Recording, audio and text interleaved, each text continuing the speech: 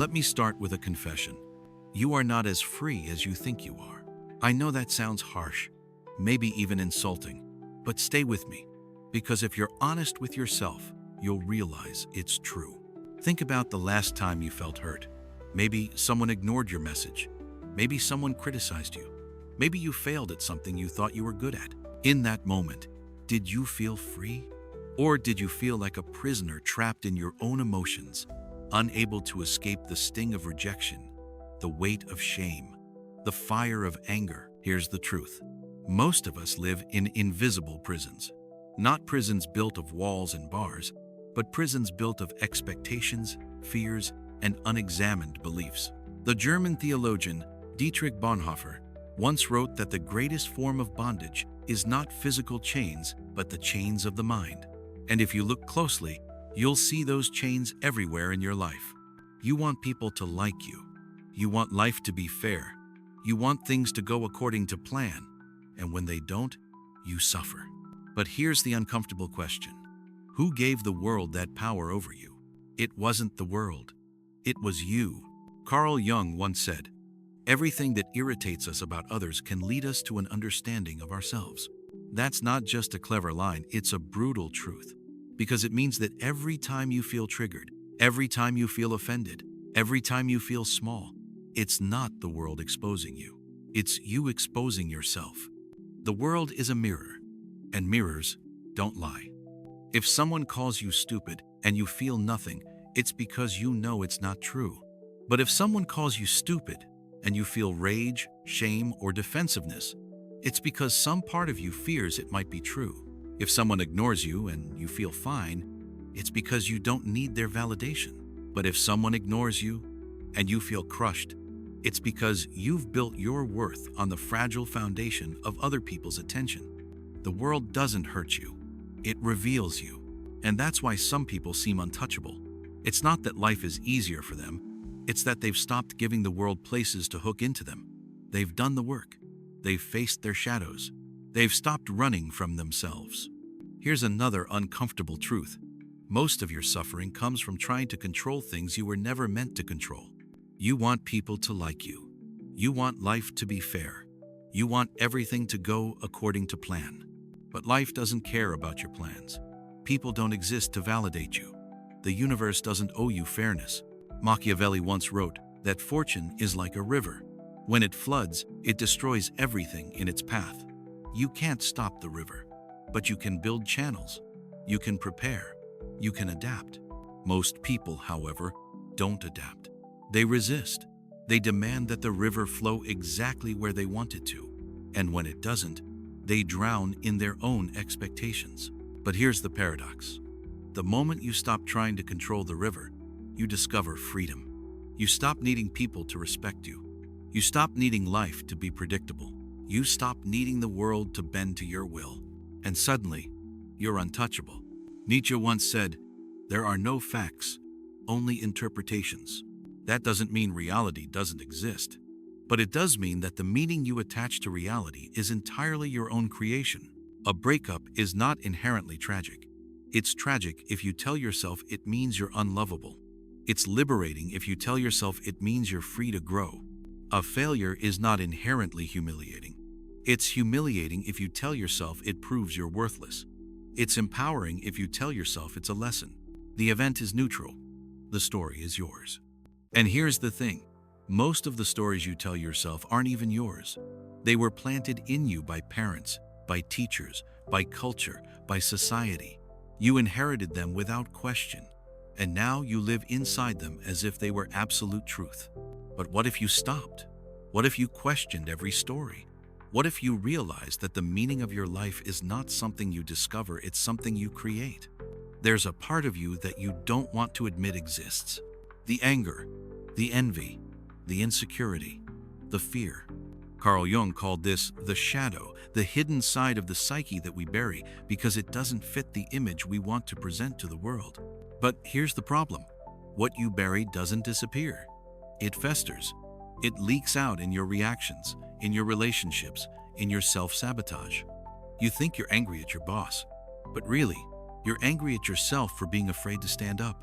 You think you're jealous of your friend's success, but really, you're ashamed of your own wasted potential. You think you're hurt by rejection, but really, you're terrified that you're not enough. The shadow is not your enemy, it's your teacher. Every trigger, every irritation, every wound is a message. And if you're brave enough to listen, it will show you exactly where you need to grow. But most people don't listen. They run.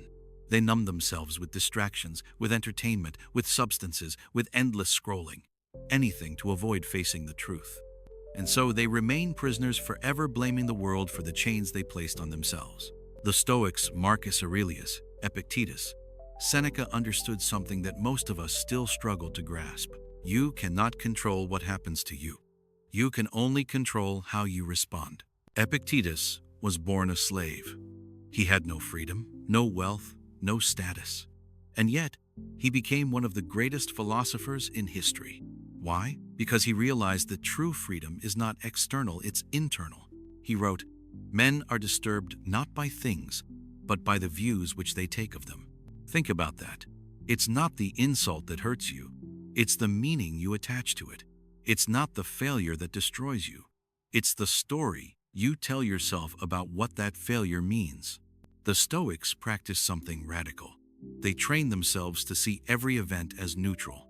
Not good, not bad, just raw material. And then they asked, what can I make of this? A setback? An opportunity for resilience? An insult? A chance to practice patience? A loss? A reminder of impermanence. To the Stoic, nothing is wasted. Everything is fuel. History is full of people who discovered this secret. People who became untouchable, not because life spared them, but because they refused to be broken. Take Viktor Frankl, a psychiatrist who survived the Nazi concentration camps. He lost his family, his freedom, his dignity. And yet, he wrote, "Everything can be taken from a man but one thing, the last of the human freedoms to choose one's attitude in any given set of circumstances." Frankl realized that even in the darkest hell, no one could touch his inner freedom.